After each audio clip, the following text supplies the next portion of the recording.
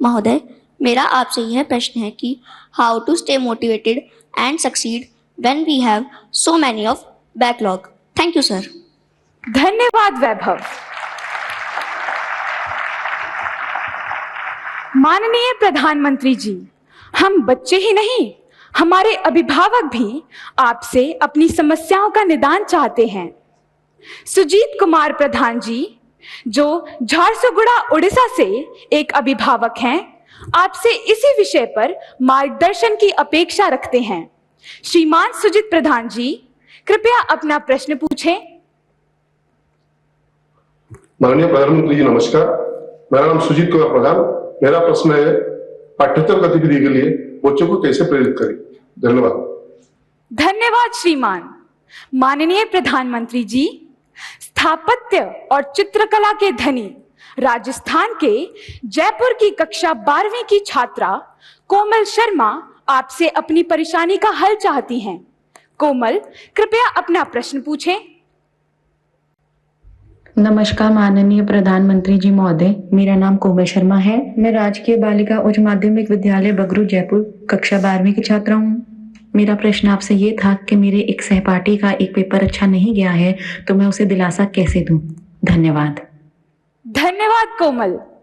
Honourable prime minister sir, Aaron Epen, a class 10th student of Qatar, is overwhelmed by a similar problem.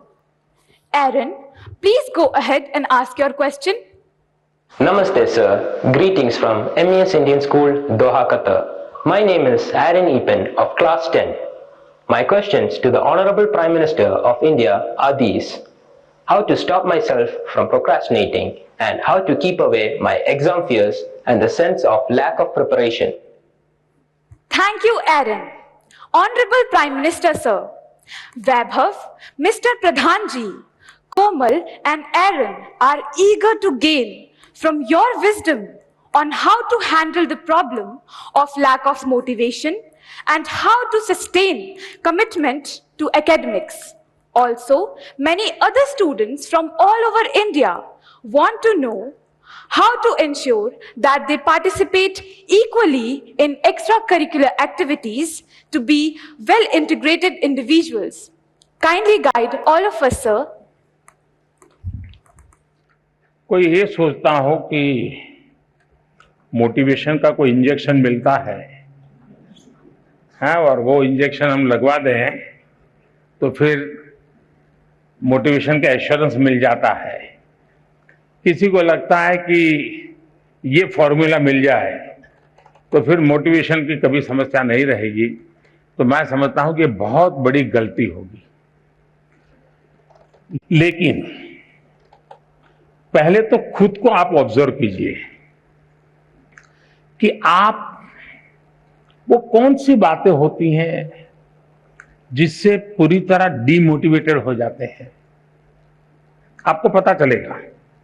आप दिन भर देखेंगे, सप्ताह भर देखेंगे, महीने भर देखेंगे तो आप पकड़ पाएंगे कहाँ जब ऐसा होता है तो मुझे लगता है वो मैं कुछ नहीं कर सकता, ये मेरे लिए कठिन है। तो एक खुद को जानना और उसमें भी वो कौन सी बातें हैं जो मुझे हताश कर देती है, निराश कर देती है, एक बार उसको जान लें और उसको एक बार नंबर बॉक्स में डाल दें। ठीक है, फिर आप कोशिश कीजिए कि वो कौन सी चीजें हैं जो सहज रूप से आपको मोटिवेट करती हैं। जो बातें सहज रूप से आपको मोटिवेट करती हैं उसको आप आइडेंटिफाई कीजिए। मान लीजिए आपने कोई बहुत अच्छा गाना सुना, सिर्फ उसका संगीत नहीं, उसके शब्दों में कुछ चीजें ऐसी है कि आपको लगता है हाँ यार, सोचने का तरीका ये भी हो सकता है। तो आपने देखा होगा कि आप अचानक नए सिरे से सोचना शुरू कर देते हैं। किसी ने आपको बताया था? नहीं बताया था, लेकिन आपने खुद को तैयार किया था कि वो कौन सी चीजें हैं जो मुझे मोटिवेट करता, आपने पकड़ लिया तो आपको मन करेगा हाँ ये मेरे लिए बहुत काम की चीज है। इसलिए मैं चाहूंगा कि आप स्वयं के विषय में जरूर एनालिसिस करते रहिए, उसमें किसी और की मदद के चक्कर में मत पड़िए। बार बार किसी को एक जाके मत कहो यार मेरा मूड नहीं है, मुझे मजा नहीं आता है। फिर आपके अंदर एक ऐसी वीकनेस पैदा होगी कि हर बार आप सिंपैथी चाहेंगे। फिर आपका मन करेगा मम्मी मेरे पास बैठे हैं, जरा मुझे पुचकारे पुलकारे, समय में जरा उत्साहित करे, मेरा लालन पालन करे। तो एक वीकनेस धीरे धीरे डेवलप हो जाएगी। कुछ पल तो अच्छे चले जाएंगे। और इसलिए कभी भी उन चीजों के विषय में सिंपैथी गेन करने के लिए उपयोग मत कीजिए, कभी मत कीजिए। है जीवन में मुसीबतें आई, निराशा आई, हताशा आई, मैं उसको खुद जीऊंगा, मैं उससे जम करके उससे जंग करूंगा और मेरी ही निराशा, मेरी उदासीनता को मैं ही खत्म कर दूंगा, मैं ही उसको कब्र में गाड़ दूंगा। ये विश्वास पैदा कीजिए।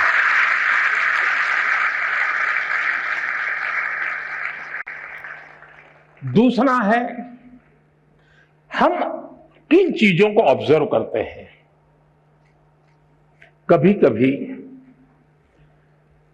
कुछ चीजों को ऑब्जर्व करने से भी हमें बहुत प्रेरणा मिलती है।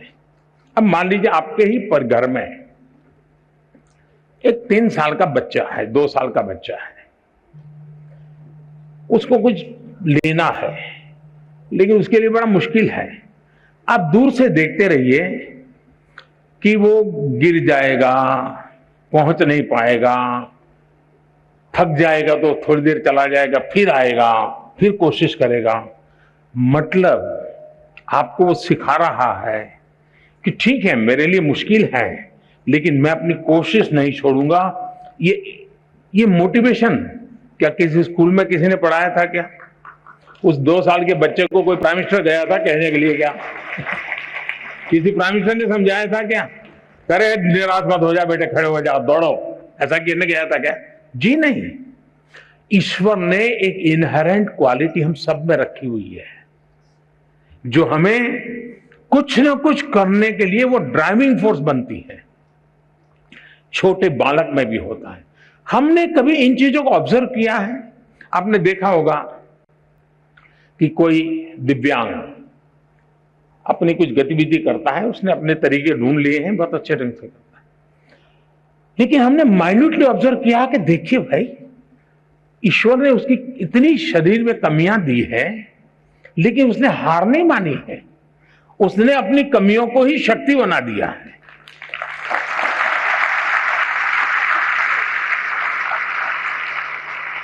और वो शक्ति खुद को तो दौड़ाती है, वो खुद शक्ति अगर देखने वाला नहीं, ऑब्जर्व करने वाला जो निरीक्षण करता है उसको भी प्रेरणा देती है। हम कोशिश करें हमारे आसपास जो चीजें हैं उसको हम उस रूप में ऑब्जर्व करें, उसकी वीकनेसेस को ऑब्जर्व ना करें, उस कमियों को उसने कैसे मात किया है, उन कमियों को वो कैसे मात करता है, उस प्रक्रिया को बारीकी से देखिए। आप फिर अपने आप को उसके साथ कोरिलेट करेंगे कि हाँ, मैं ऐसा होता है तो मैं भी शायद ऐसा कर सकता हूं। ईश्वर ने तो मुझे हाथ पैर सब बहुत बढ़िया दिया है, मुझे तो कोई कमी नहीं है, मैं तो चुप बैठा हूं। आप खुद दौड़ने लग जाएंगे। और इसलिए मुझे लगता है कि दूसरा एक विषय है, क्या कभी आप खुद की एग्जाम लेते हैं क्या? आप अपनी एग्जाम भी तो कभी लीजिए, कोई आपके एग्जाम क्यों ले? जैसे मैंने शायद मेरी जो किताब है एग्जाम वॉरियर, उसमें एक जगह पे लिखा हुआ है कि आप कभी एग्जाम को ही एक चिट्ठी लिख दो, हे डियर एग्जाम, और उसको लगो तुम क्या समझते हो, मैंने ये तैयारी की है, मैंने ये तैयारी की है, मैंने ये मेहनत की है, मैंने इतना प्रयास किया है, मैंने ये पढ़ा है, मैंने ये लिखा है, मेरी इतनी नोटें भरी हुई है, मैं टीचर के साथ इतने घंटे बैठा हूं, मैंने मम्मी के साथ इतना समय बिताया है, मैं मेरे पड़ोसी की छात्र ने अच्छा काम किया तो उसके जाकर अरे मैं इतना सीख करके आया हूं, तुम कौन होते हो मेरा मुकाबला करने वाले?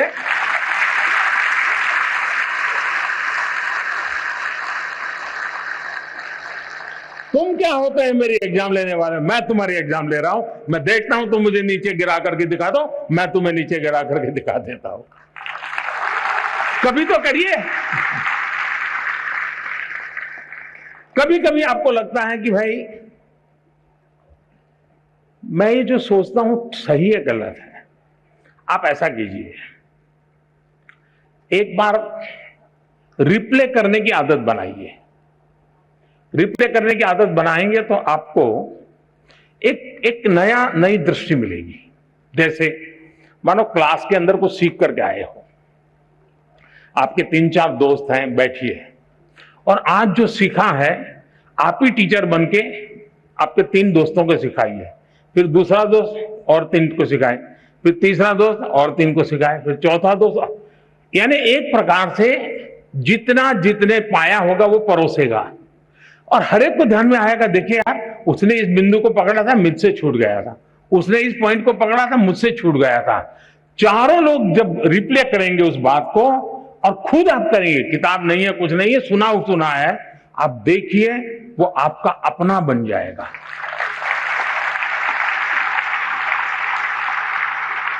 आप चीजों को, अब आपने देखा होगा कहीं कोई घटना घटी हो, बड़े बड़े पॉलिटिकल लीडर को भी ये टीवी वाले खड़े हो जाते हैं ना डंडा लेकर के, और आपने देखा होगा वो जवाब देने में इधर उधर हो जाते हैं। कुछ लोगों को तो पीछे से प्रॉम्प्टिंग करना पड़ता है, आपने देखा होगा। लेकिन एक गांव की महिला है, कहीं एक्सीडेंट हुआ है और कोई टीवी वाला पहुंच गया, उसने बेचारी को टीवी क्या है मालूम भी नहीं है और उसको पूछ लिया। आप देखिए बड़े आत्मविश्वास के साथ वो सारा वर्णन कर देती है कि ऐसा हुआ था, फिर ऐसा हुआ था, फलाने आए थे, टिकने आए थे, ऐसा यानी परफेक्टली चीजों बता। क्यों? क्योंकि उसने जो अनुभव किया उसको वो आत्मसात कर लेते हैं और उसके कारण उसको रिप्ले बड़ी आसानी से कर लेते हैं। और इसलिए मैं मानता हूं कि आप अपने आप को खुले मन से इन चीजों से जोड़ेंगे तो कभी भी निराशा आपके दरवाजे पर दस्तक नहीं दे सकती है।